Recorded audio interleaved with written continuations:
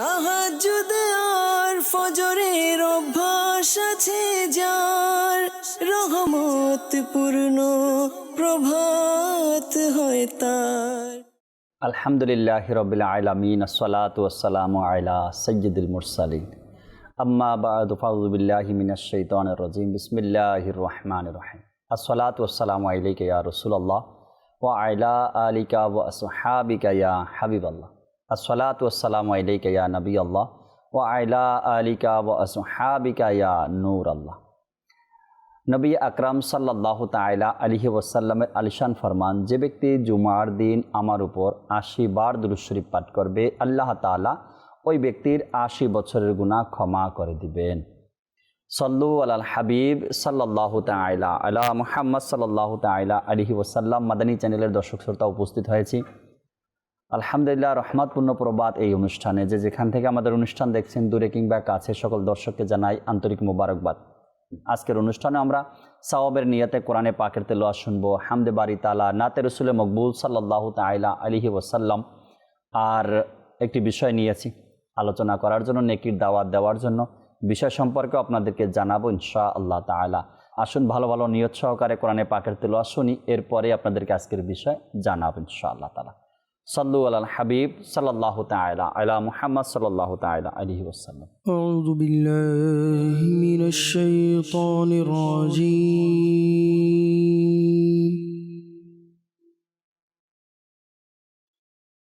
বিসমিল্লাহির রহমানির রহিম।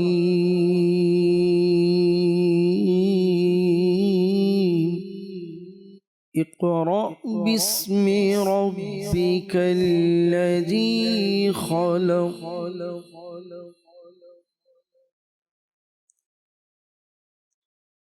خلق الإنسان من علق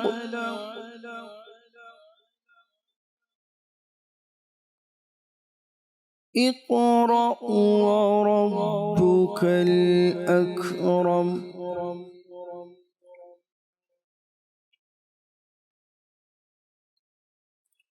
الذي علم بالقلم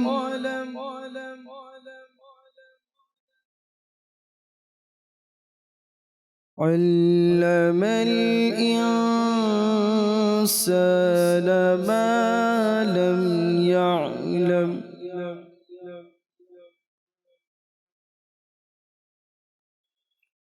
كلا إن الإنسان ليطغى أن رآه استغنى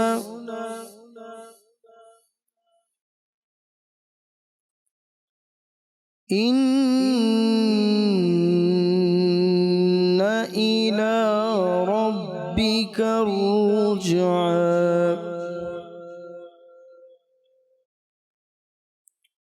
أرأيت الذي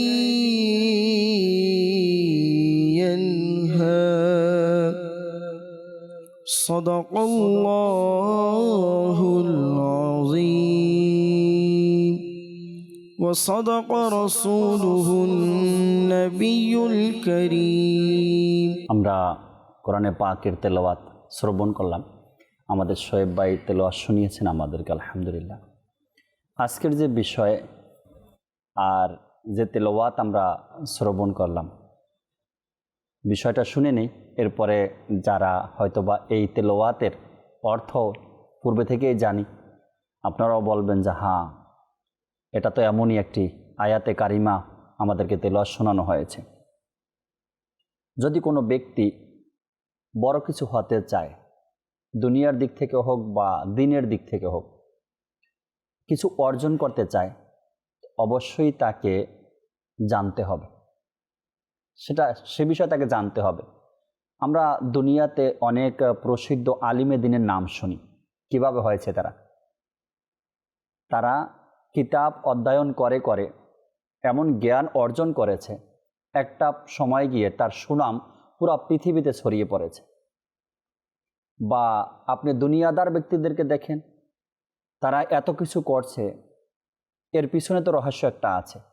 জানার জন্য, শেখার জন্য অনেক চেষ্টা সে করেছে, অনেকগুলো বই সে অধ্যয়ন করেছে, অনেকগুলো কিতাব সে অধ্যয়ন করেছে, অনেক কিছু জানার চেষ্টা সে করে।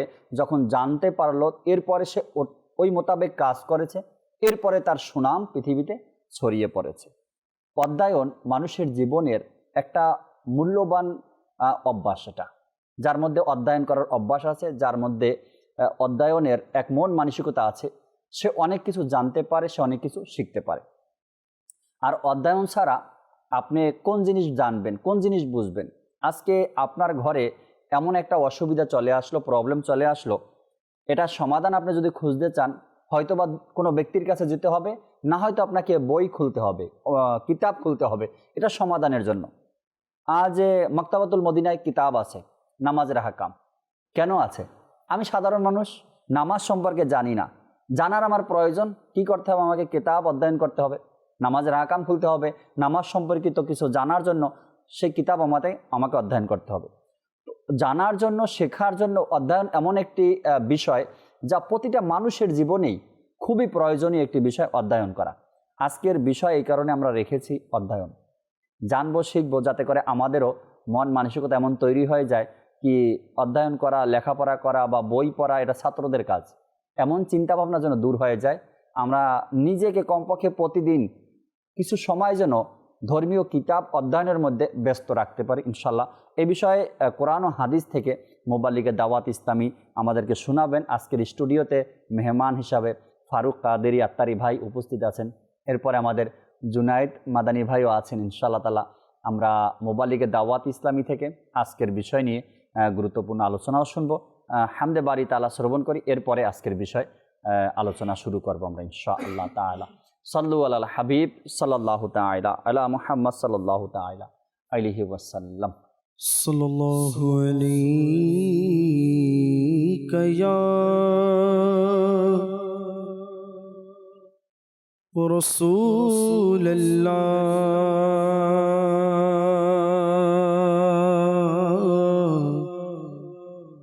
ওয়া সাল্লাম আলাইকা ইয়া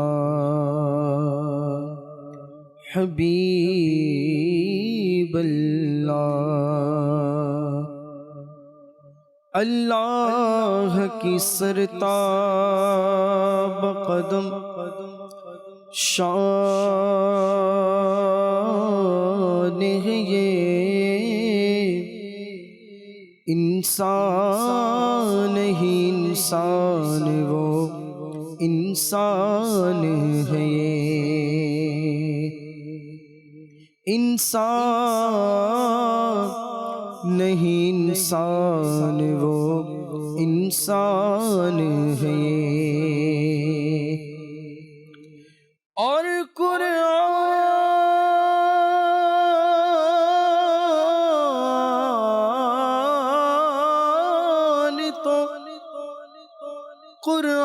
तो ईमान बताता है इन्हें, और ईमान ये कहता है मेरी जान है ये। सल्लल्लाहु अलैहि या रसूल अल्लाह वसल्लम अलैका या हबीब अल्लाह।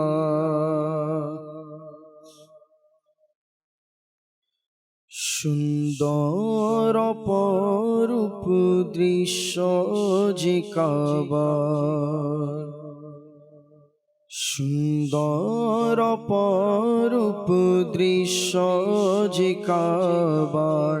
আল্লাহু আকবার, আল্লাহু আকবার, আল্লাহু আকবার, আল্লাহু আকবার। দেখতে থাকি যেন দৃশ্য বলি তার, দেখতে দেখতে থাকি যেন দৃশ্য বলি তার আল্লাহু আকবার আল্লাহু আকবার আল্লাহু আকবার আল্লাহু আকবার কখনো দেখি হেরে অবাক হয়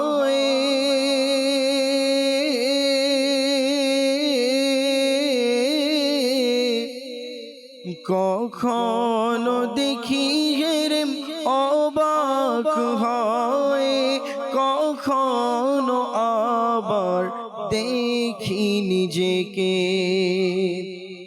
কখনো দেখি হেরে অবাক হয় কখনো আবার দেখি নিজেকে নিয়ে এলো কোথায় ভাগো যে আমার নিয়ে এলো কোথায় ভাগো যে আমার আল্লাহু আকবার আল্লাহু আকবার আল্লাহু আকবার আল্লাহু আকবার সুন্দর অপরূপ দৃশ্য যে কাবার আল্লাহু আকবার আল্লাহু আকবার করেছি দোয়া যা কিছু আমি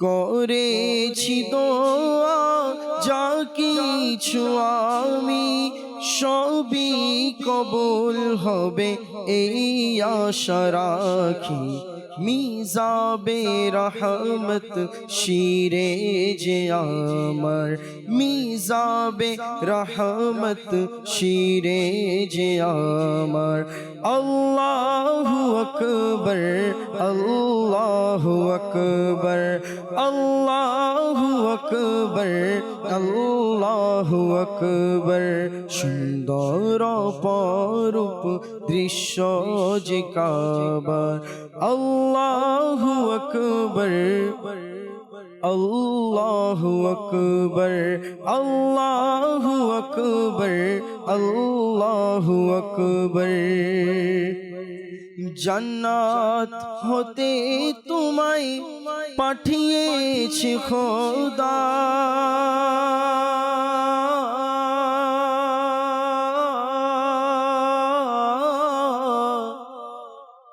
জান্নাত হতে তোমায় পাঠিয়েছে খোদা চুমু দিয়েছে হাবিবে খোদা জান্নাত হতে তোমায় পাঠিয়েছে খোদা চুমু দিয়েছে হাবিবে খোদা হে সঙ্গে আসবদ ভাগো যে তোমার হে সঙ্গে আসবদ ভাগো যে তোমার আল্লাহু আকবার আল্লাহু আকবার আল্লাহু আকবার আল্লাহু আকবার সুন্দর অপরূপ দৃশ্য যে কাবার আল্লাহু আকবার আল্লাহু আকবার জিকিরত রয়েছে ওষ্ঠ যুগল শুনছে আজান আমারে কর্ণ যুগল জিকিরত রয়েছে ওষ্ঠ যুগল শুনছে আজান আমারে কর্ণ যুগল আজানের ধ্বনি শোনা যায় বারবার আজানের ধ্বনি শোনা যায় বারবার আল্লাহু আকবার আল্লাহু আকবার আল্লাহু আকবার আল্লাহু আকবার সুন্দর অপরূপ দৃশ্য যে কাবার। আল্লাহু আকবার, আল্লাহু আকবার, দেখতে থাকি যেন দৃশ্য বলি তার। আল্লাহু আকবার, আল্লাহু আকবার। আমিন আমিন। সেই কাবার দৃশ্যাবলী যেন দেখতেই থাকি, এমনভাবে দেখতে থাকি যেন নিজের চোখ না ফিরে সেই কাবা থেকে। আল্লাহ তাবারক ওয়া তাআলা এমন বরকত রেখেছেন সেই কাবার মধ্যে, এমন বরকত রেখেছেন সেই কাবার প্রতিছবির মধ্যে। কাবা রয়েছে সেই মক্কাতুল মুকাররমায়, আর সেই কাবার হেরেম শরীফের প্রতিছবি যদি বাংলাদেশে অর্থাৎ কোনো ক্যালেন্ডারের মধ্যে সেই হেরেম শরীফের কাবার যদি পিকচার থাকে, তো সেটাকেও কত মানুষ সম্মান আর আদব করে, সেটাকে নিচে রাখে না, উপরে রাখে, যেন বেয়াদবি না হয়ে যায়, যেন অসম্মানী না হয়ে যায়। সেই কাবার তো এত সম্মান আল্লাহ রেখেছেন, কাবার প্রতিছবি, কাবার পিকচারকেও আল্লাহ তাবারক ওয়া তাআলা কতটা সম্মান বাড়িয়ে দিয়েছেন মানুষের অন্তরে, যে এমনটা যেন না হয়, আমাদের দ্বারা বেয়াদবি যেন না হয়ে যায় এই কাবার পিকচারের সাথে। তো আমাদেরকে আল্লাহ তাবারক ওয়া তাআলা এমন তৌফিক দান করুক, এমন চোখ আমাদেরকে দান করুক, স্বচক্ষে যেন হেরেম শরীফের জমিনে গিয়ে কাবা শরীফের জিয়ারত আমরা আল্লাহ করতে পারি, সে তৌফিক আমাদেরকে দান করো। আজকের যে বিষয় আমরা রেখেছি অধ্যয়ন, আমাদের সাথে মোবালিকে দাওয়াত ইসলামী রয়েছেন, আমরা আলোচনা শুনবো। শুরুতেই জুনায়েদ ভাইয়ের কাছে আসবো। জুনায়েদ ভাই আজকের বিষয় শুনতে পেয়েছেন, আর আলহামদুলিল্লাহ দাওয়াত ইসলামীর যে এক তানজিমি সিস্টেম রয়েছে, সাংগঠনিক যে একটা স্ট্রাকচার রয়েছে, এর মধ্যে আপনার কাছে পুরো বাংলাদেশের জামিয়াতুল মদিনার যে মজলিস, এর রুকনও আপনি রয়েছেন। এখানে অধ্যয়নের একটা অনেক বড় সুযোগ আপনি নিজেও আছে, এরপরে আপনার আয়ত্তের মধ্যে যারা আছে এরাও এর মধ্যে এক শামিল রয়েছে। তো শুরুতে যদি অধ্যয়নের গুরুত্ব নিয়ে কিছু বা অধ্যয়নের বিষয়ে কিছু মাদানী ফুল দিতেন দর্শকের উদ্দেশ্যে। আলহামদুলিল্লাহি রাব্বিল আলামিন ওয়াসসালাতু ওয়াসসালামু আলা সাইয়্যিদিল মুরসালিন আম্মা বা'দ ফাআউযু বিল্লাহি মিনাশ শাইতানির রাজিম বিসমিল্লাহির রহমানির রহিম। প্রথমত যদি আমরা পূর্বের যুগে দেখতে যাই, তো পূর্বের যুগ থেকেও বেশি এই যুগে অধ্যয়নটাকে বেশি প্রাধান্য দেয়া হয়। আচ্ছা। আর অবশ্যই এই যুগে বেশিরভাগ ক্ষেত্রে যে কোনো চাকরির জন্য দুনিয়াভিভাবে হোক, দিনীভাবে হোক, যে কোনো ক্ষেত্রে, যে কোনো লেভেলে আপনি যখন যান, তখন আপনাকে টাইম ম্যানেজমেন্টের ব্যাপারে, তারপর আপনার চাকরির ব্যাপারে অভিজ্ঞতার কথা, তারপর আরও বিভিন্ন ব্যাপারে জিজ্ঞেস করা হয় যে আপনার সেন্স অফ ডিউটি কেমন আছে, এগুলো প্রত্যেকটা ব্যাপারে আপনাকে জানতে চাওয়া হয়, জিজ্ঞেস করা হয়। আপনার থট কি, আপনার ওয়ার্কের ব্যাপারে আপনার থটগুলো কি কি, আগামী প্ল্যানিং কি, এই সব কিছু জানতে চাওয়া হয়। আর এই সব কিছু ঠিক হয় কিন্তু স্টাডির মাধ্যমে, অধ্যয়নের মাধ্যমে। যখন আমরা কোনো যেই ফিল্ডে আমি আছি ওই ফিল্ডের ব্যক্তির ব্যাপারে অধ্যয়ন করি যে সে কিভাবে এই ফিল্ডে সাকসেস হয়েছে, তখন আমরা জানতে পারি যে তাদের থটগুলো কি ছিল আর তাদের ওয়েটা কি ছিল, যেই ওয়েতে তারা চলে, যেই ওয়েতে তারা কাজ করে সেই সফলতা, সাকসেস পর্যন্ত পৌঁছতে পেরেছে। তো এই সব কিছু যখন আমি অধ্যয়ন করি, তো এই থটগুলো আস্তে আস্তে আমার ভিতরও আসতে শুরু করে। ইভেন কি যখন কেউ আমাকে এগুলো সম্পর্কে জিজ্ঞেস করে, সেই সেম থটগুলো আমিও তাকে বলতে শুরু করি। আর কোনো ইন্টারভিউতে গেলে আমার সেই থটগুলো আমি রিপ্রেজেন্ট করতে পারি, বলতে পারি, যার কারণে আমার চাকরি পাওয়া সহজ হয়। আর আমাকে যদি আমি কোনো চাকরিতে থাকি বা কোনো আমি পদে থাকি, তো আমাকে সেই একটা ভালো চোখে দেখা হয় যে না, সে নিজের জব সম্পর্কে, নিজের প্রফেশন সম্পর্কে খুব ভালোভাবে জানে। আর জামিয়াতুল মদিনার ব্যাপারে যদি বলতে যাই, যেহেতু জামিয়াতুল মদিনার প্রসঙ্গ তুলেই আপনি বললেন, আর জামিয়াতুল মদিনা তো পুরোটাই ইলমি ময়দান, রাইট? পড়া আর পড়ানো, হ্যাঁ, টিচিং আর লার্নিং এর পরিপূর্ণ একটা ফিল্ড জামিয়াতুল মদিনা। তো এইখানে সবসময় টিচিং চলতে থাকে, লার্নিং চলতে থাকে, কারো থেকে আমরা শিখি, কেউ আমাদেরকে শিখায়, এটাই চলতে থাকে আর এটাকেই প্রাধান্য দেয়। যার কারণেই তো জামিয়াতুল মদিনা থেকে আলহামদুলিল্লাহ অভিজ্ঞ আলিমে দিনরা বের হন, আলহামদুলিল্লাহ। তো এটা বলতে গেলে তো আরেকটা পরিপূর্ণ বিষয় হয়ে যাবে। যাই হোক, তো অধ্যয়নের বিষয়ে আমরা ছিলাম, স্টাডির বিষয়ে। কোনো একজন লোক বলেছেন, যিনি নিজের যুগের শীর্ষ ধনী, সে বলে যে the more you learn more you earn. আচ্ছা, তুমি যা শিখো সেটা তার চাইতেও বেশি তুমি যা উপার্জন করো। তো এটা দ্বারা সে কিন্তু উপার্জন করে শীর্ষ ধনী হয়ে গেছে পৃথিবীর। তারপর সে বুঝতে পারছে যে হ্যাঁ, শিক্ষাটা উপার্জন থেকেও বেশি গুরুত্ব রাখে, শিক্ষাটা উপার্জন থেকে অনেক বেশি গুরুত্ব রাখে।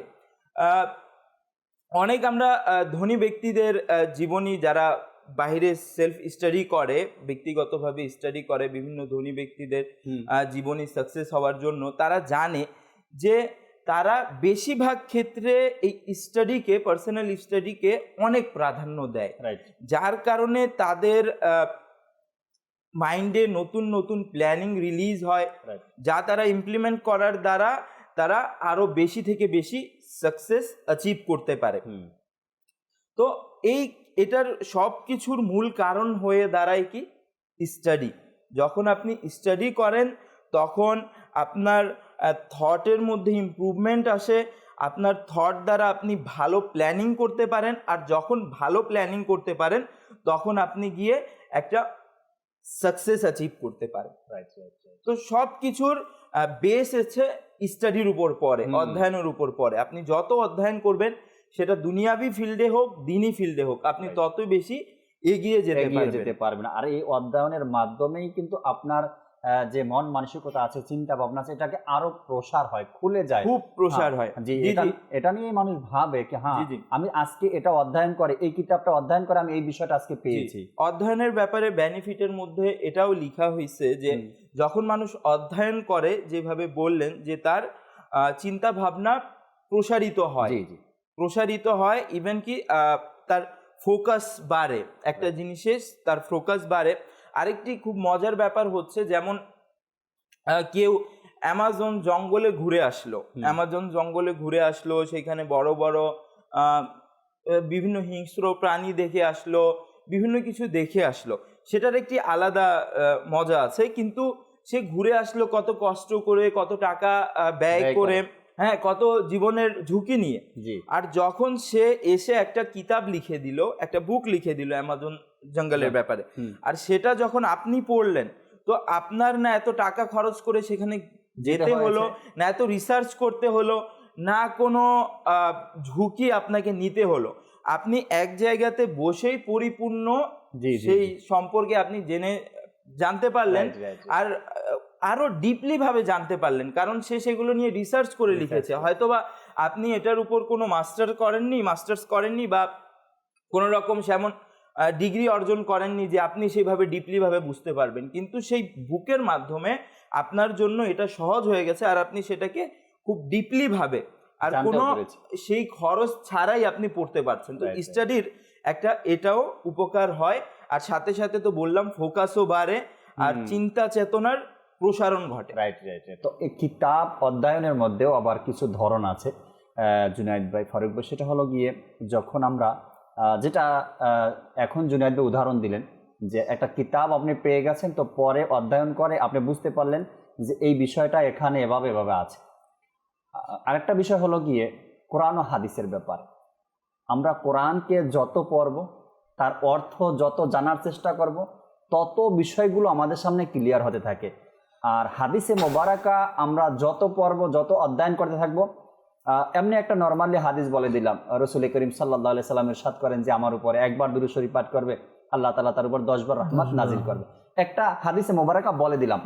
যখন গ্রামার কেউ জানে, হাদিসের আরবি যে শব্দগুলো আছে এগুলো পড়তে পারে, যখন সে এটা নিয়ে বারবার চিন্তা করে এখানে কি আছে এখানে কি আছে, তখন তার কাছে বিষয়টা মজাও লাগে এবং বিষয়টা আরো পরিষ্কার হতে থাকে, আরো ক্লিয়ারলি সে জানতে থাকে ধীরে ধীরে ধীরে।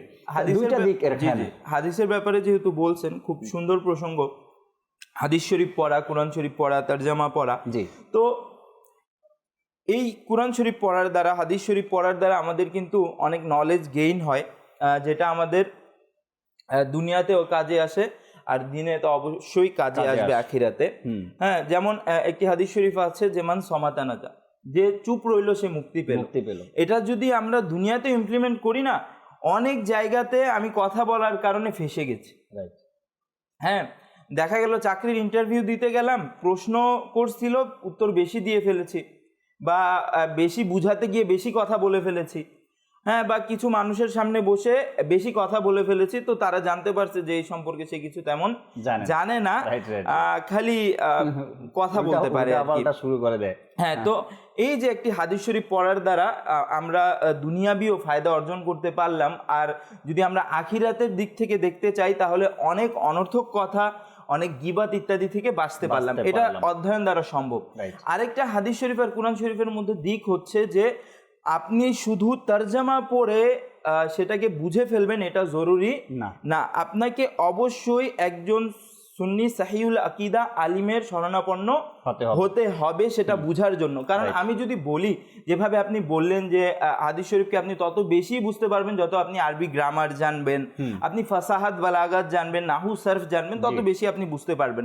তো আমি একটা হাদিস শরীফের মধ্যে যখন আলিফ লাম চলে আসলো, এখন আলিফ লামের আমরা দেখি যে শুধু আলিফ লাম, আলহামদুর মধ্যে শুধু আলিফ লাম, কিন্তু যখন আমরা একটা আলিমকে গিয়ে জিজ্ঞেস করব তো সে বলবে আলিফ লামের প্রথমে দুইটা প্রকার হয়, হারফি ইসমি, তারপর গিয়ে এটার আবার দুইটা প্রকার হয়। হ্যাঁ, এর আবার দুইটার আলাদা আলাদা প্রকার আছে। জি জি, ঠিক আছে। যখন আমরা একটা হয়ে যাবে জায়দা, একটা হয়ে যাবে জায়দা, একটা হয়ে যাবে গ্যারে জায়দা। তারপর জায়দার দুইটা প্রকার আছে, গ্যারে জায়দার দুইটা প্রকার আছে, গ্যারে জায়দার পাঁচটা প্রকার আছে। তো এইভাবে করে কতগুলো প্রকার বের হয়ে আসলো। আমি কি দেখলাম? আলিফ লাম। আমার কাছে শুধু হরফ আলিফ লাম দেখা গেল। তারপর আমি দেখলাম তানবিন, দুই জবর দুই জের দুই পেশকে তানবিন বলে, অথচ তানবিনের প্রকার বের হয়ে আসে পাঁচটা। আরবি গ্রামারের ক্ষেত্রে গেলে তানবিনের প্রকার বের হয়ে আসবে পাঁচটা। এখন এইগুলো যে বিষয়, শুধু আরবি মাত্র নাহুর গ্রামার দুইটা চ্যাপ্টারের কথা বললাম, পরিপূর্ণ চ্যাপ্টার আছে, পরিপূর্ণ নাহু আছে, পরিপূর্ণ সার্ফ আছে, যেটা 4-5 বছর 10 বছর শুধু আলিম অধ্যয়ন করে। ফাসাহাত বালাগাত আছে, যে আলিম অধ্যয়ন করে, তারপর গিয়ে সে কুরআন হাদিসকে সেইভাবে বুঝে।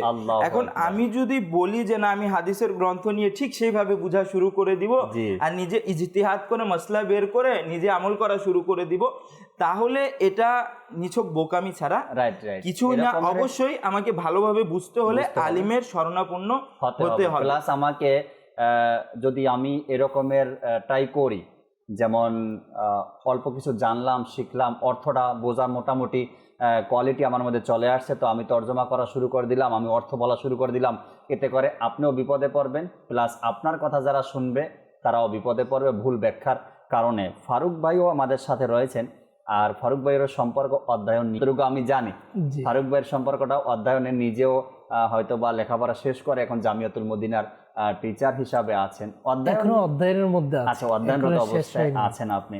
তো অধ্যয়ন তো জাকির ভাই মানে শেষ হবে না একেবারে, মানে শৈশব থেকে যখন দুনিয়াতে এসেছি এরপর থেকে একেবারে মৃত্যু পর্যন্ত অধ্যয়নের সময়। আল্লাহ আল্লাহ আল্লাহ, এখানে যে 25 বছর অধ্যয়ন করব এরপরে রিল্যাক্সে আরাম করব এমনটা নয়। আপনি বড় বড় ডাক্তারের দোকানে যাবেন, বড় বড় ডাক্তারের কাছে যাবেন, অ্যাডভোকেটের কাছে যাবেন, জুনায়েদ ভাই দেখছেন, আপনিও দেখছেন, আমিও দেখছি, এদের কাছে এখন এত বড় বড় উঁচা উঁচা মোটা মোটা বই, এরা যখন কোনো কিছু তার উপস্থিত জ্ঞানে না আসে তখন পৃষ্ঠা উল্টাতে থাকে, কোন রোগের জন্য কোন ঔষধ দেবে আর কোন মামলার জন্য কোন কিভাবে তারা। অধ্যয়ন তো আমাদের আসলে মানে করতে হবে, যে বেশি অধ্যয়ন করবে সে তত কামিয়াবি হবে, সে তত বেশি জ্ঞানী হবে। আমাদের মানে একটা জিনিস কোনো কিছু অর্জন করতে গেলে, কোনো কিছু মানে অভিজ্ঞতা অর্জন করতে গেলে দুইটা জিনিস রয়েছে, একটা হচ্ছে আতাই অর্থ প্রদত্ত, আর একটা হচ্ছে অর্জন। রাইট। যেটা প্রদত্ত, আল্লাহ তাআলা কোরআনুল কারীমের মধ্যে ইরশাদ করেন ওয়া আল্লামনাহু মিন লাদুন্না ইলমান, যে এমন কিছু আছে যেগুলো আল্লাহ তাআলার পক্ষ থেকে, সুবহানাল্লাহ, যেটা নিজের কাসাবি নয়, মানে নিজের অর্জিত নয়, যেটা আল্লাহ তাআলার পক্ষ থেকে। আরেকটা হচ্ছে এটা হচ্ছে নিজের অর্জন, আল্লাহ তাআলার দয়ায় নিজে অর্জন করা, নিজের চেষ্টায়, নিজের প্রচেষ্টায়, নিজের অধ্যয়নে কিছু জানা। তো একটা হচ্ছে নিজের কথা হচ্ছে মান জাদ্দা ওয়াজাদা, যে চেষ্টা করে সে পায়। তো যারা যত বেশি স্টাডি করবে, অধ্যয়ন করবে, তারা তত বেশি জানবে। জানার জন্য অধ্যয়ন এটা শর্ত। আমি যদি অধ্যয়ন না করি, বসে থাকি, কোনো চিন্তা ফিকির না করে, কিভাবে আমি জানবো? যেটা আল্লাহ তাআলার প্রদত্ত, এটা যদি আল্লাহ তাআলা চান, আল্লাহ তাআলা যাকে চান তাকে সেই আতাই, সে প্রদত্ত জ্ঞান দান করেন। আমরা যদি দেখি যে হাদিসের যত ইমাম রয়েছে, মুহাদ্দিসগণ রয়েছে, ইমাম বুখারী, ইমাম মুসলিম, যে ইমাম নাসাই, এভাবে যত হাদিসের ইমাম আছে, মুফাসসির রয়েছেন, এমন দেখা যায় যে তাদের মধ্যে আতাই ইলম রয়েছে।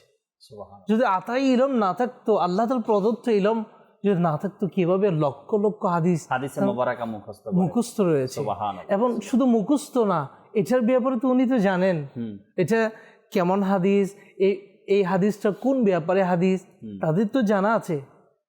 কিভাবে জানা হয়েছে? তারা অধ্যয়ন করেছে, বিদে তারা জানছে। আল্লাহ তাআলার দয়া হয়েছে, এত লক্ষ লক্ষ হাদিসে মুবারাকা তারা অধ্যয়ন করে নিয়েছে।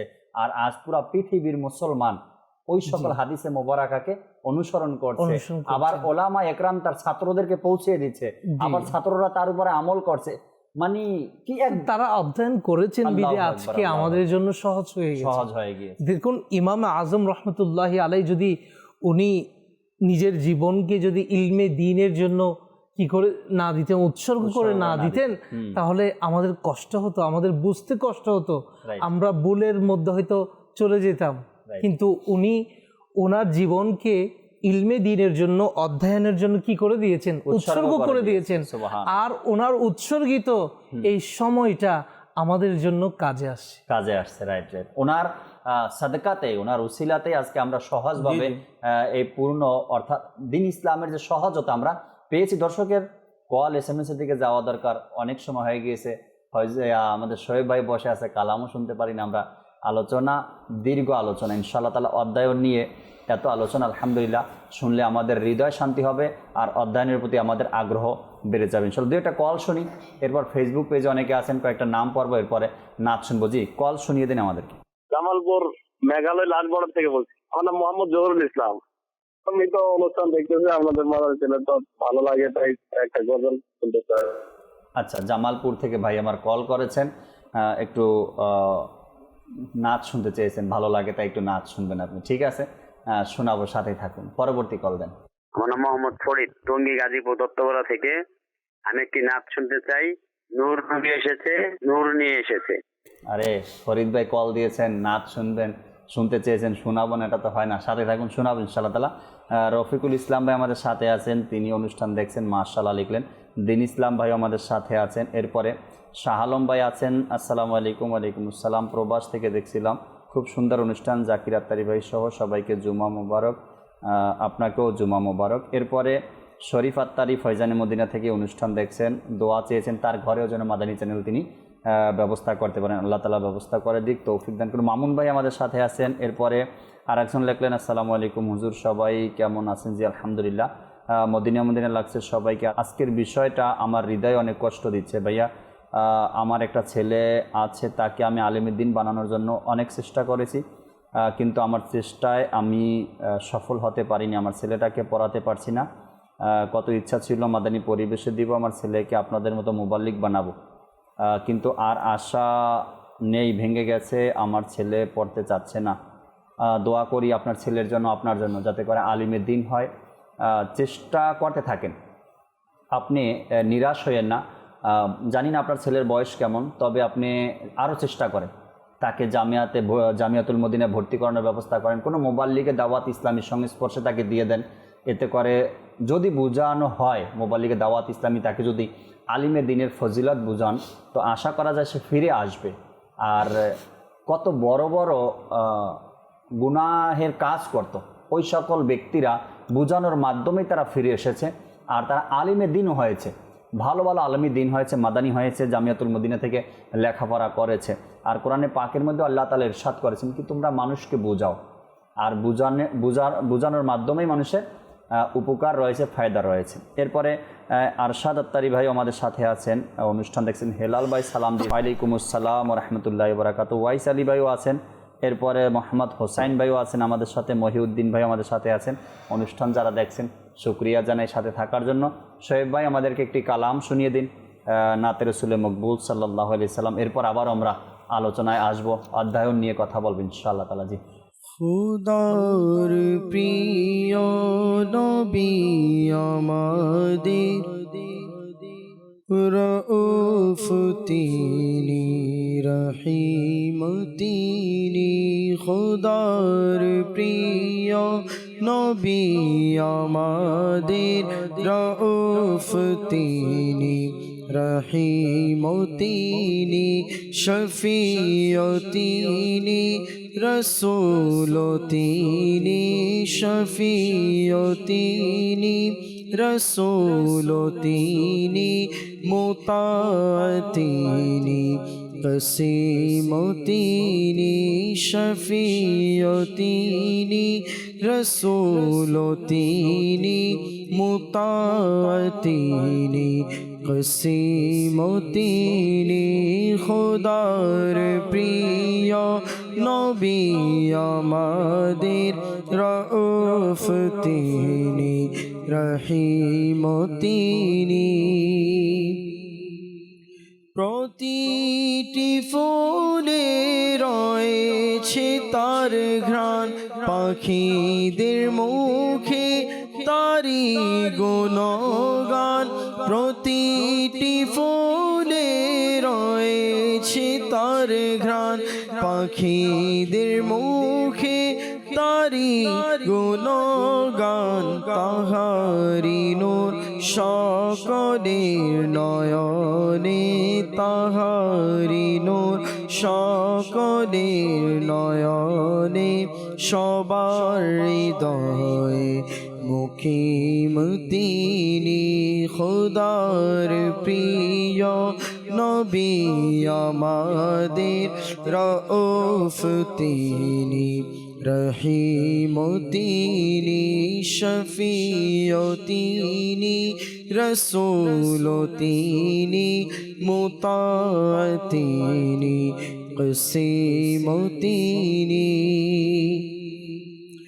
আমার রোগের নিকোনো ওষুধ, হাকিম কেমনে করবে প্রতিরোধ, আমার রোগের নিকোনো ওষুধ, হাকিম কেমনে করবে প্রতিরোধ, প্রিয় নবী করবেন রোগ প্রতিরোধ, প্রিয় নবী করবেন রোগ প্রতিরোধ, তবিব তিনি হকীম তিনি, প্রিয় নবী করবেন রোগ প্রতিরোধ, তবিব তিনি হকীম তিনি।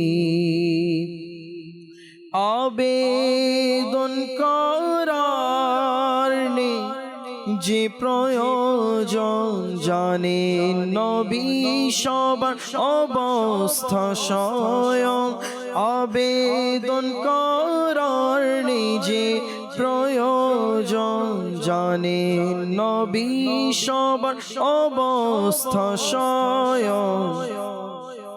রসূলে আকরম শুনেন সবই, রসূলে আকরম শুনেন সবই, বশীর তিনি আলিম তিনি রসূল আকরম শোনেন সবই বশীর তিনি আলিম তিনি যন্ত্রণাদায়ক আযাব থেকে জমিনে রাজবি কেন পাবে ভয় যন্ত্রণাদায়ক আযাব থেকে জমিনে রাজবি কেন পাবে ভয় মদিনাওয়ালা তারি সহায়ক মদিনাওয়ালা তারি সহায়ক সাহায্যে গসে আজিম তিনি খোদার প্রিয় নবী আমাদের রউফ তিনি রহিম তিনি শফিউ তিনি রসূল তিনি মুতা তিনি কসিম তিনি। মাশাআল্লাহ, নাতে রসুলে মকবুল সাল্লাল্লাহু আলাইহি সাল্লাম শুনতেছিলাম, আপনাদের কলও নিচ্ছি, SMS-গুলোও পড়লাম। আরও কিছু আলোচনা করি, এরপরে আবারও আপনাদের SMS নেওয়ার চেষ্টা করব ইনশাআল্লাহ তাআলা। আর বিষয় আমরা আলোচনা করছিলাম অধ্যয়ন নিয়ে। আজ জুনাইদ ভাই, যদি আলা হযরত থেকে শুরু করি, আলা হযরত আছেন, এরপরে আব্দুল হক মুহাদ্দিস দেহলভী রহমতুল্লাহি তাআলা আলাইহি, তেনাকে তো ভারতবর্ষের জন্য খাতামুল মুহাদ্দিসিন বলা হয়। হ্যাঁ, আব্দুল হক মুহাদ্দিস দেহলভী রহমতুল্লাহি তাআলা আলাইহি। এরপরে দেখেন আপনি আমিরুল সুন্নাত আছেন, এরপর গাউসে পাক আছেন। প্রত্যেকটা বড় বড় যে ব্যক্তিত্ব আছেন, তারা এত সুনাম অর্জন কিভাবে হলো? অধ্যয়নের মাধ্যমেই তো হয়েছে, তাই না? তারা এমনভাবে অধ্যয়ন করেছেন, আজ আলহামদুলিল্লাহ পুরো পৃথিবীবাসী তাদেরকে চিনে, তাদের কিতাব অধ্যয়ন করে, তাদের নাম স্মরণ করে। আলহামদুলিল্লাহ, আমাদেরকেও করা উচিত, অধ্যয়ন করা উচিত, তাই না?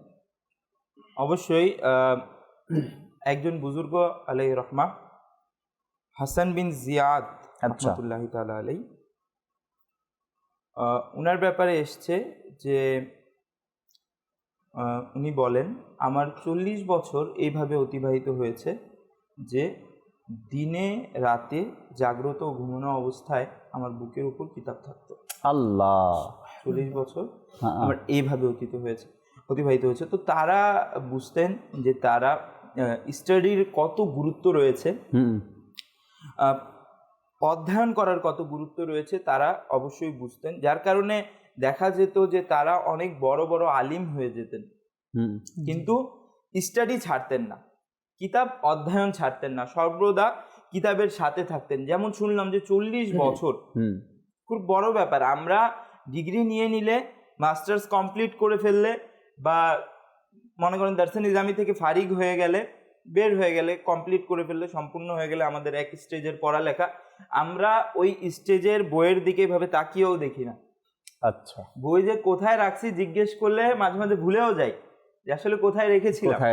ওটা পরীক্ষা পর্যন্ত ছিল। আর দুঃখের বিষয় হচ্ছে এটা যে এখন সবকিছু পরীক্ষা কেন্দ্রিক হয়ে গেছে। আমরা পরীক্ষা আসলে পড়বো, পরীক্ষা শেষ হলে শেষ। ছাত্রদের অবস্থা বিশেষ করে। কিন্তু যদি আমরা যেই ফিল্ডে আছি, ওই ফিল্ডে যদি একটু দেখি যে যারা অর্জন করেছেন, যারা সাকসেস অ্যাচিভ করেছেন, তারা কিন্তু কন্টিনিউ স্টাডিটাকে রেখেছেন, কখনো থামেননি। এই না যে পরীক্ষা আসলো অনেক বেশি পড়ে নিলাম, পরীক্ষা শেষ হলো ছেড়ে দিলাম। তাদের একটা রুটিন ওয়াইজ ছিল যে আমরা প্রতিদিনই পড়বো আর অনেক পড়বো। ইমাম মুসলিম রাদিয়াল্লাহু তাআলা আনহু, ইনার আমরা কিতাব পড়ি, সহিহ মুসলিম, হ্যাঁ, হাদিসের কিতাব। এখন আমি যেমন কথাটা বললাম যে আমরা তো সহিহ মুসলিমের তর্জমা পড়েই মনে করি যে না, বা হাদিসের তর্জমা মনে করেই যে না আমি অনেক কিছু জেনে গেছি, এখন নিজে আমল করাও শুরু করবো, 10 জনকে বলাও শুরু করবো। কিন্তু ইনারা কি এভাবেই করে ফেলছেন নাকি? না, ইনারা ইলমে দিন অর্জন করছেন, আর এমন অর্জন করছেন যে আলিম হওয়ার পরও অধ্যয়ন চালিয়ে গিয়েছেন। রাইট। যেমন ইনার জীবনীতে আসে যে ইনাকে একবার কোনো এক হাদিসের ব্যাপারে প্রশ্ন করা হলো, তিনি সেই হাদিস খুঁজতে গিয়ে এত মগ্ন হয়ে গেলেন যে সাইডে একটা ঝুড়ি ছিল, খেজুরের ঝুড়ি। আচ্ছা। তো সেটা থেকে তিনি খেজুর নিয়ে খাচ্ছিলেন আর হাদিস খুঁজতেছিলেন। তো খুঁজতে খুঁজতে এত মগ্ন হয়ে গেল যে তার খেয়ালই ছিল না যে তিনি খেজুর একটার পর একটা খেয়েই যাচ্ছেন। আচ্ছা। এমন কি সেই পুরো মানে সম্পূর্ণ টুকরির যে খেজুর ছিল ওটা শেষ হয়ে গেল। আল্লাহ। অথচ বুজুর্গানে দিনরা কখনো এত আহার করেন না, কিন্তু উনি বেখেয়ালিতে এত ব্যস্ত ছিলেন, এত ফোকাস চলে গেছিল কিসের উপর? সেই হাদিস খোঁজার উপর, অধ্যয়নের উপর, যে তিনি খেয়ালই করতে পারেননি যে তিনি এতগুলো খেজুর খেয়ে ফেলছেন। আর যেহেতু খেজুরের একটা প্রভাব থাকে, এফেক্ট থাকে, তো এই এফেক্টটা অর্থাৎ রিঅ্যাকশন হয়েছিল, তো যার কারণে তিনি পরবর্তীতে এই কারণে ইন্তেকাল করেছিলেন। আল্লাহ আল্লাহ আল্লাহ। তো বলার উদ্দেশ্য, তিনি কি জানতেন না যে খেজুর খেলে কি হয়? বেশি জানেন, তিনি জানেন যে আহারের ব্যাপারটা কি। আর অবশ্যই বুজুর্গানের দিনরা আহার থেকে বিরত থাকতেন, একটা দুটা খেজুর খেয়ে সময় পার করতেন, দিন অতিবাহিত করে দিতেন, রোজা রেখে নিতেন, কিন্তু ফোকাস এত ছিল অধ্যয়নের উপর যে তিনি খেয়ালই করতে পারেননি। হয় এরকমের মাঝে মধ্যে। এমন ছিল ইমাম মুসলিম রাদিয়াল্লাহু তাআলা। সুবহানাল্লাহ। আমরা ইনার কিতাব পড়ি, তরজমা পড়ে অনেক কিছু হয়ে যায়, কিন্তু আসলে এটা না, আসলে অনেক অধ্যয়ন করতে হয়। আজকে আরেকটা বিষয় জুনায়েদ ভাই, যেহেতু ইমাম মুসলিম রহমতুল্লাহি তাআলার কথা আপনি তুলে ধরলেন, জি জি, আজকে ওই সকল ওলামা একরামদেরকে মানুষ ওয়াজ নসিহতের জন্য দাওয়াত দেয়। তাদেরকে আলিম তো আলিমই হয়ে থাকে, তারপরও যার অধ্যয়ন ভালো, কিতাবি কথা বলে, তাদেরকে মানুষ দাওয়াত দেয়। স্বাভাবিক মাদানী চ্যানেলে যারা আসে, ওই সকল মোবাল্লিকে চয়েস করা হয় যাদের অধ্যয়ন স্টাডি বেশি, যারা কিতাব পড়ে বেশি, কারণ তার মধ্যে ইলিমও বেশি। যে অধ্যয়ন বেশি করে তার মধ্যে জানাও বেশি আছে, বেশি জানে। আচ্ছা, এরপরে আপনার কোনো ইজতেমায় জিকির নাত হয়, তো ওই মুবাল্লিকে বয়ান দেওয়া হয় যার অধ্যয়ন বেশি। আবার জবের ব্যাপারে দেখেন, জুনায়েদ ভাই শুরুতেই বললেন, জবের ব্যাপারেও দেখবেন আপনি, যার অধ্যয়ন বেশি সে ইন্টারভিউতে ভালো বলতে পারে, সে জানে বিষয়টা ক্লিয়ারলি বুঝাতে পারে। তো অধ্যয়ন অনেক গুরুত্বপূর্ণ মানুষের জীবনে, ব্যক্তির জীবনে অধ্যয়ন অনেক গুরুত্বপূর্ণ, সেটা হোক দিনই, সেটা হোক দুনিয়াবি। আজ আপনি ব্যবসা শুরু করবেন, যদি এই সম্পর্কে জ্ঞানই না থাকে, এই সম্পর্কে যদি নাই জানেন, তো আপনি কিভাবে শুরু করবেন? আজ আপনি দিনই কোনো কাজ করছেন, কারো ইন্তেকাল হয়ে গেল, আপনি গোসল জানাজা এগুলো করবেন, তো আপনি যদি নাই জানেন তো কিভাবে করবেন? তো অধ্যয়ন প্রতিটা ক্ষেত্রে আমাদের প্রয়োজন। আর অধ্যয়নের মধ্যে মানে অধ্যয়ন করার ফলে তো অভিজ্ঞতা অর্জন হয়, সেক্ষেত্রে তাকে বেশি প্রাধান্য দেওয়া হয়। যে কোনো ক্ষেত্রে, চাকরির ক্ষেত্রে হোক, যে কোনো ক্ষেত্রে হোক, প্র্যাকটিক্যালি যার অভিজ্ঞতা বেশি তাকে কিন্তু বেশি প্রায়োরিটি দেওয়া হয়। যার প্র্যাকটিক্যালি, অনেক আছে দেখেন মানে ইলমে দিন অর্জন করেছে বা অধ্যয়ন করে, কিন্তু প্র্যাকটিক্যালি মানুষের সামনে গিয়ে বলতে পারে, অথচ উনি অধ্যয়ন করেন। তো এই জন্য ওই অধ্যয়নের মধ্যে কি আছে, মানে পার্থক্য আছে। সেক্ষেত্রে আমাদের উচিত আমরা অধ্যয়ন করব, সাথে সাথে এটা প্র্যাকটিক্যাল কাজে লাগাবো। আমরা কোনো টপিক পড়েছি, ওই টপিক পড়ে যা অর্জিত হয়েছে এটা প্র্যাকটিক্যাল করার চেষ্টা করি। দেখেন, যারা ডিপ্লোমা করে, যারা পড়ালেখা করে, তাদের MBBS, যারা ডাক্তার, যারা ইঞ্জিনিয়ার, মানে একটা স্টেপে শেষ করার পর তাদেরকে ইন্টার্নি করা হয়। সে পড়েছে, পরীক্ষায় পাশ করেছে, সেই ফিল্ডে গিয়ে প্র্যাকটিক্যালি কতটুকু পারে সেটা দেখে। কিন্তু আমাকে আপনাকে চাকরি দিবে, আমাকে আপনাকে স্যালারি দিবে, যা কিছু দিবে আমার প্র্যাকটিক্যাল অভিজ্ঞতার উপর দিবে। কিন্তু আমি আমার মানে সার্টিফিকেট অনেক ভালো, কিন্তু আমার প্র্যাকটিক্যালি গিয়ে আমার মানে কাজের মধ্যে শূন্য, তাহলে আমার সার্টিফিকেট তখন কাজে আসবে যখন আমি প্র্যাকটিক্যালি। এটা কিন্তু জুনায়েদ ভাই, এটা কিন্তু দুই দিক থেকেই। যদি আমি বলি যে কোনো ব্যক্তি একজন ভালো ইঞ্জিনিয়ার বা ডিপ্লোমা করছে, সে যখন ইন্টারভিউ দিতে যায় জিজ্ঞাসা করে আপনি কতদিনের অভিজ্ঞতা আপনার কাছে আছে, সে বলবে আমার অভিজ্ঞতা নাই, আমি শুধু বই দেখছি বা পড়ছি, ক্লাসে পড়ানো হয়েছে, এতটুকুই আছে।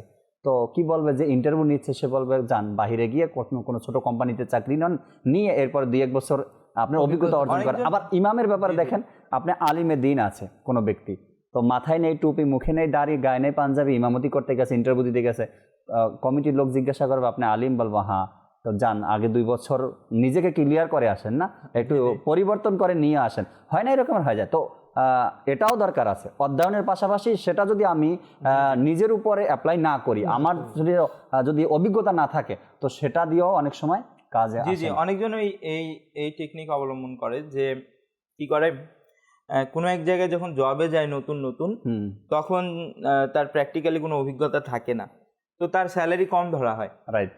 তারপর করে কি, ওইখানে শিখে 2 বছর 3 বছর কাজ করে অর্জন করে অন্য জায়গায় গিয়ে ওর থেকে বেশি স্যালারিতে চাকরি নিয়ে নেয়। তো এটা দ্বারা বোঝা যায় যে অভিজ্ঞতার একটা আলাদা দাম আছে, মূল্য আছে। Right right. তার অভিজ্ঞতা কখন হবে জুনায়েদ ভাই? অভিজ্ঞতা কখন অর্জন করা যাবে?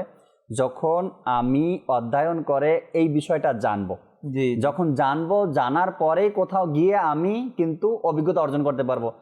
একেবারেই যদি না জানি, তো অভিজ্ঞতা কি থেকে আমার আসবে? আগে আমাকে অধ্যয়ন করে জানতে হবে এই বিষয়টা, এরপরে আমি যখন কোথাও গিয়ে কাজ শুরু করবো, ধীরে ধীরে আমার অভিজ্ঞতা।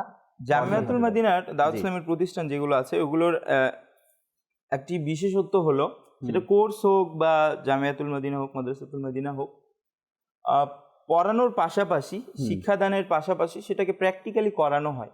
আচ্ছা। যেভাবে জামিয়াতুল মদিনার ছাত্রদেরকে মাদানী কাজের জন্য, দিনী কাজের জন্য পাঠানো হয়, তারা সেখানে গিয়ে বয়ান করে, লোকদেরকে দর্স দেয়, নেকির দাওয়াত দেয়, এর মাধ্যমে সে যা শিখছে তা উপস্থাপন করার একটা ক্ষেত্র তৈরি হয়, আর সেটাতে সে প্র্যাকটিক্যালি প্র্যাকটিস হয় তার, যা তার জন্য খুবই উপকারী হয়। আর এর দ্বারা আগ্রহ বাড়ে পড়ালেখার প্রতি, আর অনেক কিছু, মাইন্ডও ফ্রেশ হয়।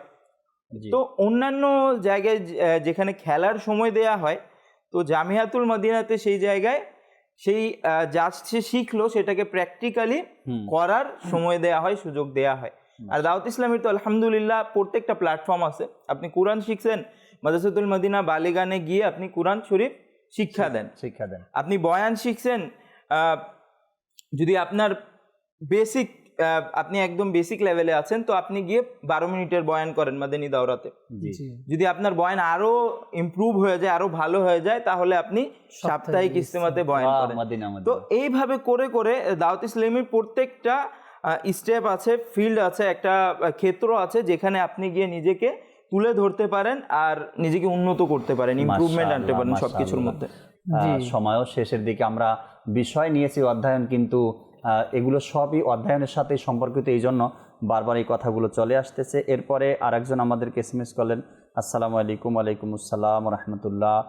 ভাই, আপনাদের কথাগুলো অনেক ভালো লাগে, আপনাদেরকে আল্লাহ তাআলা বরকত দান করুক, আমাদের জন্য দোয়া করবেন, আমরাও আপনাদের জন্য দোয়া করি। আল্লাহ তাআলা আপনাদেরকে ভালো রাখুক, মাদানী চ্যানেলের সাথেই থাকবেন, সব অনুষ্ঠান দেখার চেষ্টা করবেন। নারায়ণগঞ্জ থেকে একজন আমাদেরকে SMS করেছেন, একটি নাতে রসুল শুনতে চেয়েছেন, ইনশাআল্লাহ তাআলা শোনাবো আপনাকে। আরেকজন লিখলেন, আপনারা কেমন আছেন? যে আলহামদুলিল্লাহ রাব্বিল আলামিন। আমি একটি আরবি কালাম শুনতে চাই। আরবি, বাংলা, হিন্দি, ফার্সি সব শোনানো সম্ভব? সময়ের দরকার শুধু। আপনি কিতাব নেই না আপনার হাতে, এখন তো স্মার্টফোন তো আছে, মোবাইলটা হাতে নেন, আর এখানে ওয়েবসাইটে ঢুকেন www.dawat-islami, এরপরে সেখান থেকে বাংলা যে ভাষা আছে সেটা চয়েস করে এখানে যান। আপনি কত কিতাব পড়বেন? আপনার সময় শেষ হয়ে যাবে, কিতাব শেষ হবে না আল্লাহ চাইলে। প্রতিদিন আল্লাহ তাআলার দয়া, প্রতিদিন অনুবাদ মজলিস, প্রতিদিন আমাদের ওয়েবসাইটের মধ্যে কিতাব দিচ্ছে, প্রতিদিন নতুন কিতাব দিচ্ছে। যেমন পারলে ইংলিশে পড়বেন, হিন্দি পারলে হিন্দিতে পড়বেন, এখন প্রায় যদি আমরা আরবিতে পড়বেন। আমাদের যদি এই ভাষাগুলো জানা থাকে, দর্শক শ্রোতা, আরবি হোক, ইংলিশ হোক, উর্দু হোক, বাংলা হোক, এই ভাষাগুলো যদি জানা থাকে, আরও আছে কমবেশ। এখন বর্তমানে আমাদের ওয়েবসাইটে 38টা ভাষায় কিতাব দেওয়া আছে।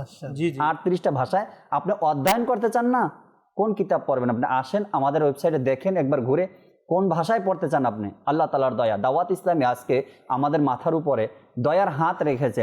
মুসলমান অধ্যয়ন করতে চায় তো কোন কিতাব অধ্যয়ন করবে, কোন ভাষায় করবে, আলহামদুলিল্লাহ দিয়ে দিয়েছেন।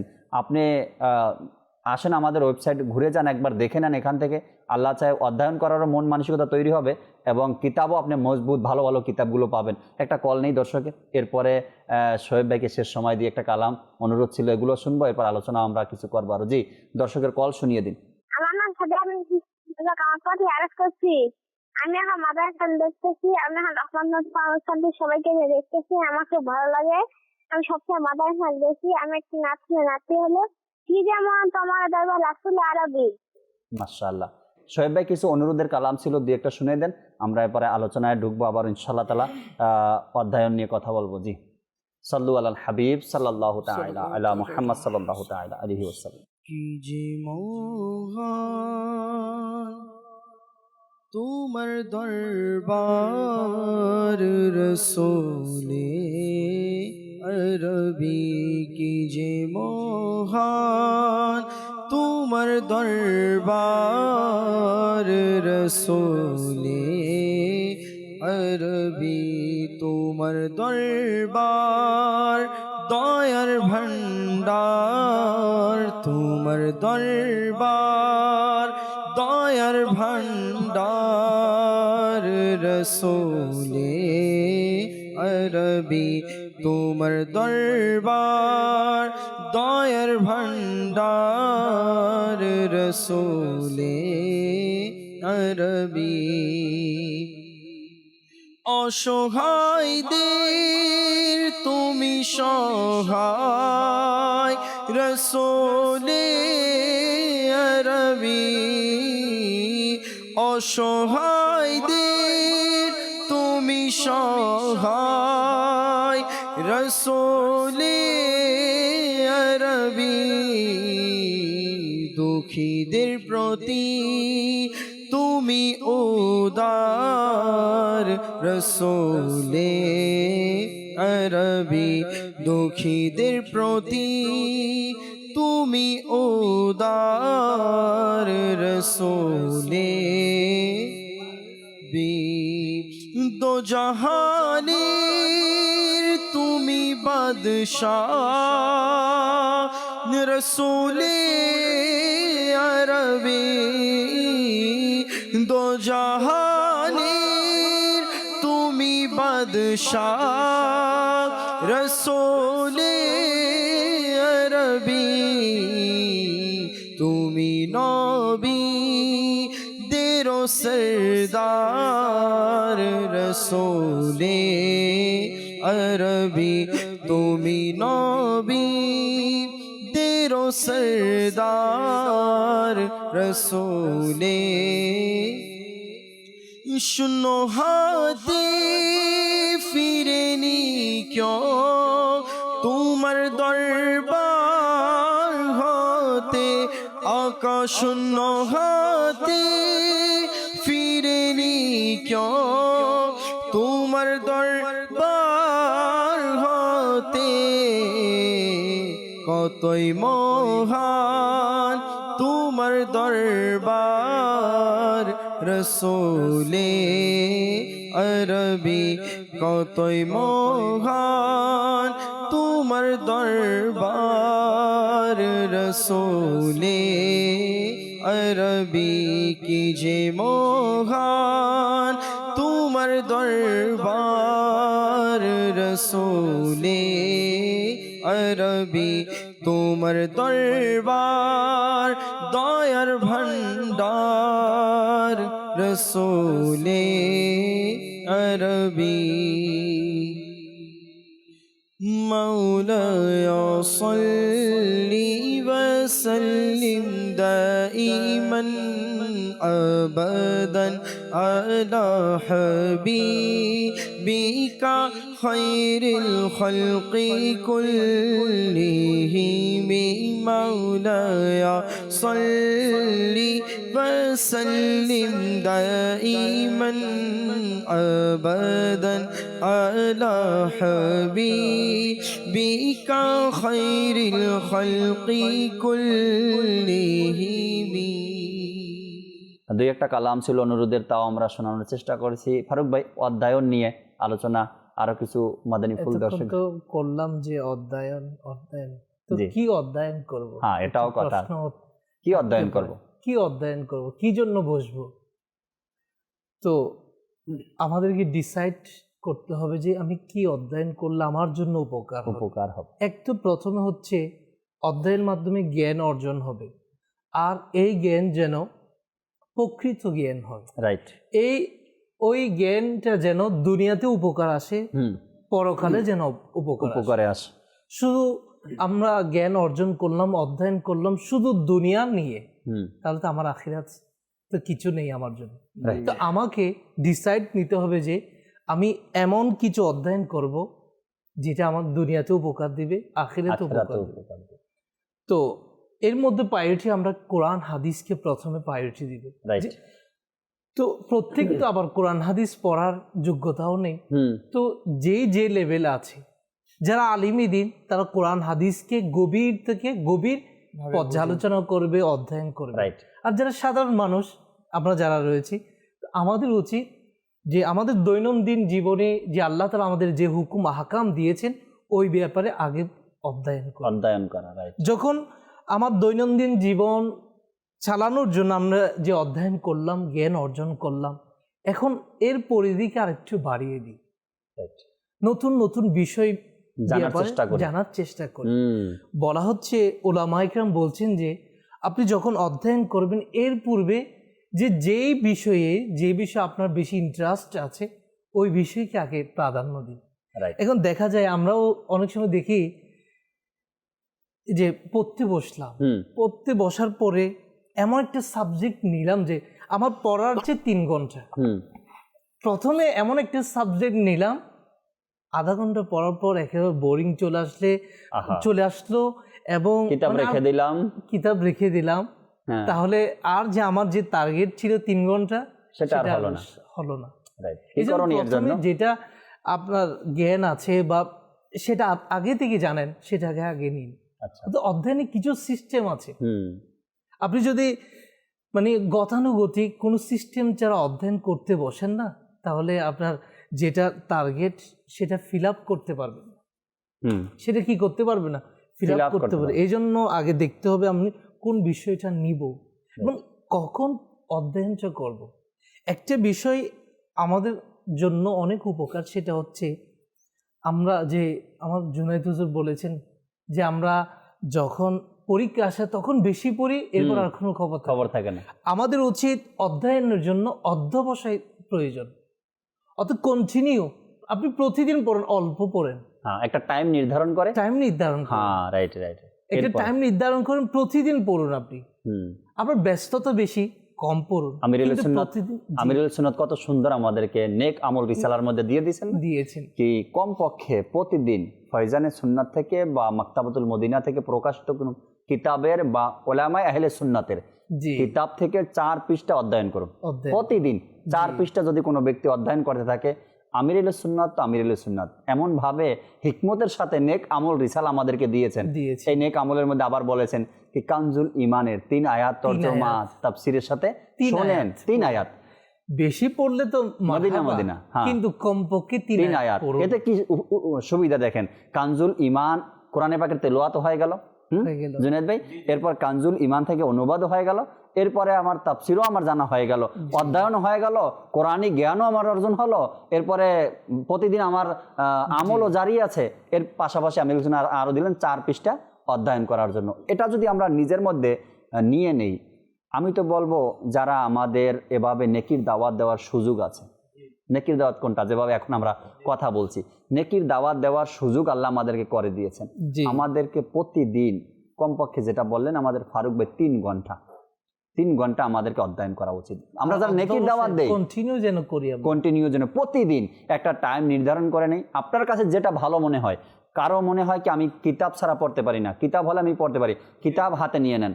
কারো কাছে বলে কি আমার কম্পিউটার ছাড়া ভালো লাগে না, কম্পিউটার আপনি বই নিয়ে নেন। আপনার আইপ্যাড আছে, ট্যাব আছে, আপনি এখানে নিয়ে নেন, মোবাইলে নিয়ে নেন, যেটা আপনার ইউজ করতে সুবিধা আপনি সেখানেই ইউজ করেন আর অধ্যয়ন করেন।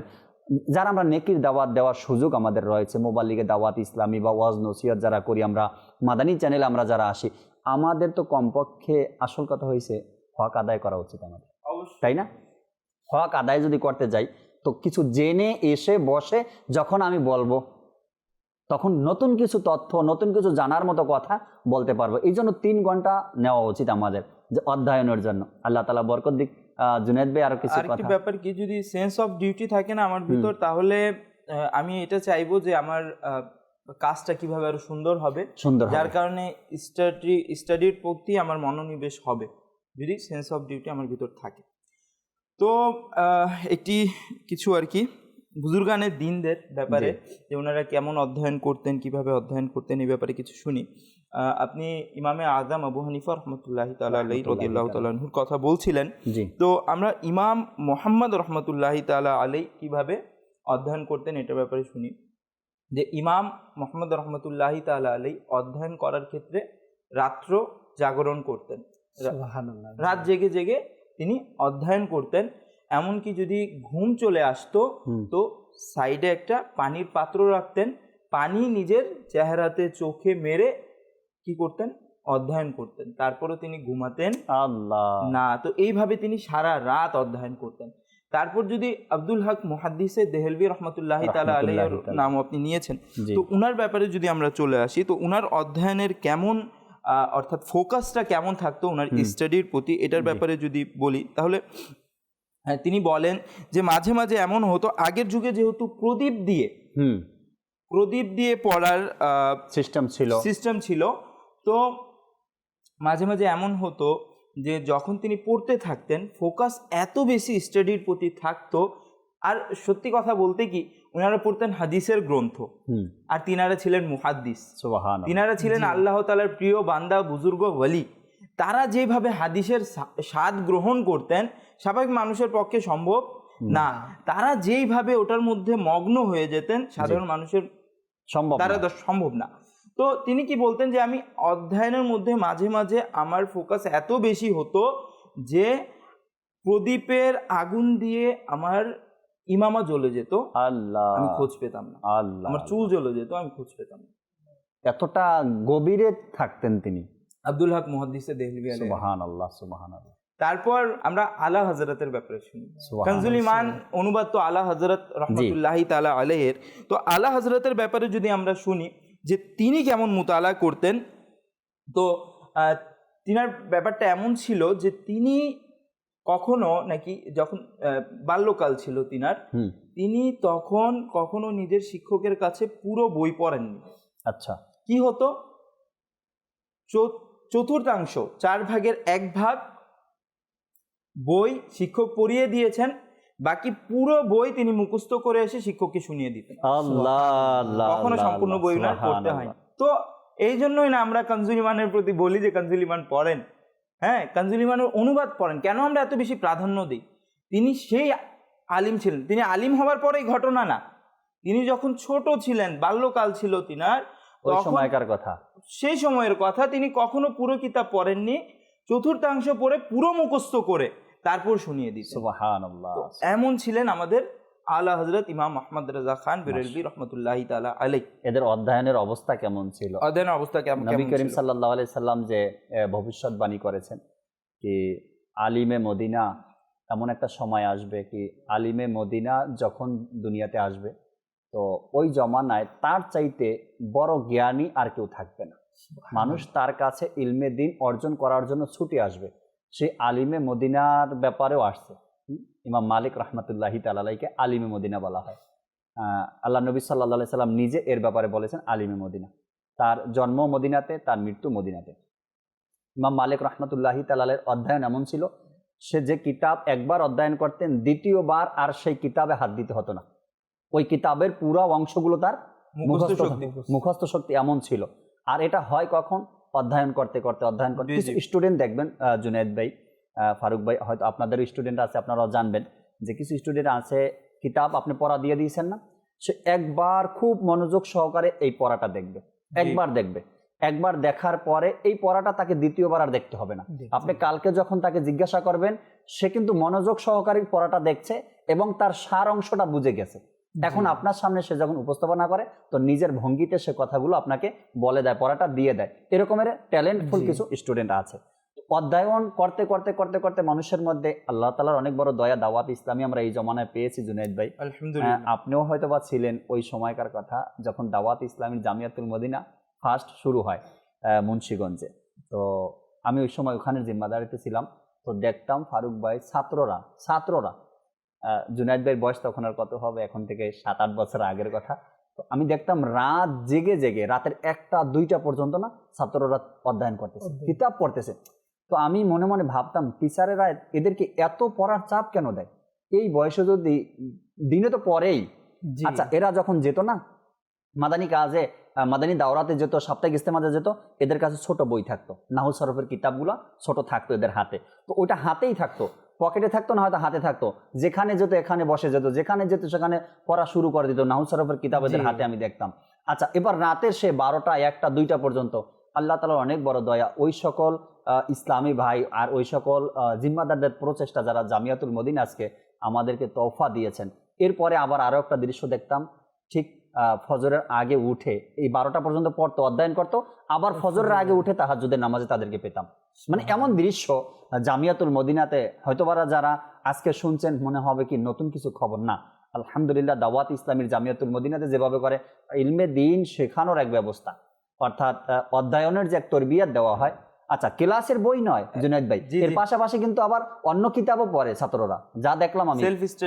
বাইরের কিতাবগুলো বা অন্যান্য কিতাবগুলো যা প্রয়োজনীয় এগুলো পড়ে। কি বলতেছিলেন? হ্যাঁ, একটি কথা বলতে চাচ্ছিলাম যে অনেকে আবার ছাত্র ভর্তি হওয়ার নিয়ত করলে ভয় পেয়ে যেতে পারে। 12টা পর্যন্ত যদি পড়তে হয়, আবার যদি ফজরের আগে, না, এটা তো নিজের ইচ্ছায় পড়তো ছাত্ররা। হ্যাঁ, এটা আমি একটু ক্লিয়ার করে দিতে চাচ্ছি যে জামিয়াতুল মদিনার যখন রাত বড় হয় তখন রুটিন হচ্ছে 11:30 বাজে পর্যন্ত পড়তে হয়, আর যখন রাত ছোট হয় তখন 11টা পর্যন্ত পড়তে হয়। আবার জামিয়াতুল মদিনাতে ফজরের সময় উঠায়। অবশ্যই আমাদের শিক্ষকরা আমাদেরকে এত বেশি কি করতেন, আগ্রহ উৎসাহ প্রদান করতেন, যার কারণে আমাদের রাত 1টা-2টা পর্যন্ত পড়া কম মনে হতো। আর একটা ইবাদতের দিতেন, হ্যাঁ, একটা ইবাদতেরও উৎসাহ প্রদান করতেন, ফজিলত বর্ণনা করতেন, আল্লাহ তাআলার ওয়ালিদের ঘটনা বলতেন। আর মদনী মুজাকারাতে তো আমিরুল সুন্নাত দামাত বারাকাতুহুল্লাহ আলাইহি সর্বদা বলেই যাচ্ছেন, যার কারণে আমাদের ছাত্রদের এমন একটা মন মানসিকতা তৈরি হতো, যার কারণে তারা অনেক রাত্র জেগে পড়তো, আবার তাহাজ্জুদের টাইমেও উঠে যেত।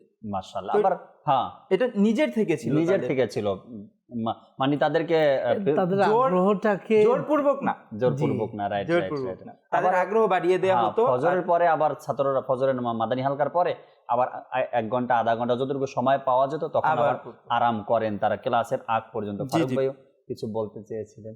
জি, এটা আসলে অধ্যয়ন করা মানে মন মানসিকতা থাকাটা যে আল্লাহ তাআলার মানে অনেক বড় নিয়ামত। অবশ্যই অনেকে চাচ্ছেন মানে আগ্রহ আসতেছে না। আগ্রহ আসতে হবে। আগ্রহ যখন আপনার আসবে তখন আপনার অধ্যয়ন করার মন মানসিকতা তৈরি হবে। রাইট। এখানে আরেকটা বিষয়, আল্লাহ তাআলার দয়া প্লাস জিম্মাদারি নিয়ে নিতে হবে। এখন উদাহরণস্বরূপ মাদানী চ্যানেলের মজলিস থেকে আমাকে বলবে, জাকির ভাই আপনাকে নতুন একটা অনুষ্ঠান দেওয়া হলো। আমি বলবো আমার পক্ষে তো সম্ভব না, আমার তো সময় নেই। আরে ভাইয়া, আমি নিজের ব্যাপারে বলতেছি, সময় আছে, সময় বের করেন। যখন নতুন একটা অনুষ্ঠান পেলেন তো আপনার অধ্যয়ন করার রাস্তা ক্লিয়ার হয়ে গেল। আপনাকে কোথাও কেউ দাওয়াত দিচ্ছে, বলে ভাই এই সপ্তাহে বা আজকে বা কালকে আপনাকে এক জায়গায় যেতে হবে বয়ান করতে, এটা সুযোগ আমার জন্য। যেই বিষয়টা আমি তৈরি করবো তো আমাকে অধ্যয়ন করে তৈরি করতে হবে। তো এটা একটা সুযোগ যেন আমরা হাতছাড়া না করি। আল্লাহ তাআলার দয়াও আছে, নিজেরও চেষ্টা করে, অধ্যয়ন করে, নিজের ইলমে দিনের মধ্যে, নিজের জ্ঞানের মধ্যে আরো আমরা যেন বাড়ানোর চেষ্টা করি, জানার চেষ্টা করি। আল্লাহ তাআলা তৌফিক দিক। আসলে অধ্যয়ন নিয়ে অনেক কথা, অনেক আলোচনা, কিন্তু অনুষ্ঠানের সময় তো নির্ধারিত, আমাদেরকে শেষের দিকে যেতে হবে। আগামীকালকে ইনশাআল্লাহ তাআলা জুনায়েদ ভাই যে বিষয়টা শুরুর দিকে বলেছিলেন যে সম্মান কমে যাওয়ার কিছু কারণ থাকে, সম্মান কমে যাওয়ার, সেখানে বললেন তিনি এক চুপ শত সুখ। যদি মানুষ বেশি কথা বলে তো তার সম্মান সেখানে কমে যাওয়ার সম্ভাবনা থাকে। এই সম্মান কেন কমে যায় মানুষের, এই বিষয় নিয়ে আগামীকালকে আমরা আলোচনা করব ইনশাআল্লাহ তাআলা। সাথেই থাকবেন আশা করি। আমরা মাদানী চ্যানেল দেখতে থাকবো এবং ইলমে দিন অর্জন করতে থাকবো। যে যেখানে আছে আসুন আমরা দাঁড়িয়ে সালাতুস সালাম পাঠ করি। ইয়া নবী সালাম আলাইকা, ইয়া রাসূল সালাম আলাইকা, या हबीब सलाम अलैका सलावतुल्लाह अलैका रहमतों के ताज वाले दो जहां के राज वाले अर्श की मेराज वाले आसियों के लाज वाले या नबी सलाम अलैका या रसूल सलाम अलैका या हबीब सलाम अलैका सलावतुल्लाह अलैका आमय काछे डेके नाना मदनी मदीने वाले आमय काछे डेके नाना मदनी मदीने वाले प्रेमेर शोधा पान कराना मदनी मदीने वाले या नबी सलाम अलैका या रसूल सलाम अलैका या हबीब सलाम अलैका सलावतुल्लाह अलैका मुस्तफ़ा जाने रहमत पेदा खो सलाम शम्अ बज़ में हिदायत पेदा गौसे आज़म इमामों का वन्नों का जलवा ए शाने कुदरत पे लाखों सलाम डाल दी क़ल्ब में अज़मते मुस्तफ़ा सैयदी आला हज़रत पे फैज़ से जिनके लाखों नमाज़ी बने फैज़ से जिनके लाखों ईमान में सजे उस अमीर अहले सुन्नत पे लाखों सलाम मुस्तफ़ा जाने रहमत पे लाखों सलाम शम्अ बज़ में हिदायत पे लाखों सलाम। अस्सलातु वस्सलामु अलैका या रसूलल्लाह अस्सलामु अलैकुम व अला आलिका व अस्हाबिका या हबीबल्लाह सुब्हानक अल्लाहुम्मा व बिहम्दिका ला इलाहा इल्ला अंता अस्तगफिरुका व अतूबु इलैक सुब्हानक अल्लाहुम्मा व बिहम्दिका ला इलाहा इल्ला अंता अस्तगफिरुका व अतूबु इलैक सुब्हानक अल्लाहुम्मा व बिहम्दिका ला इलाहा इल्ला अंता अस्तगफिरुका व अतूबु इलैक। अस्सलातु वस्सलामु अलैका या नबी अल्लाह व अला आलिका व अस्हाबिका या नूर अल्लाह ला इलाहा इल्लल्लाहु मुहम्मदुर रसूलुल्लाह सल्लल्लाहु अलैहि वसल्लम। তাহাজ্জুদ আর ফজরের অভ্যাস আছে যার রহমত পূর্ণ প্রভাত হয় তার।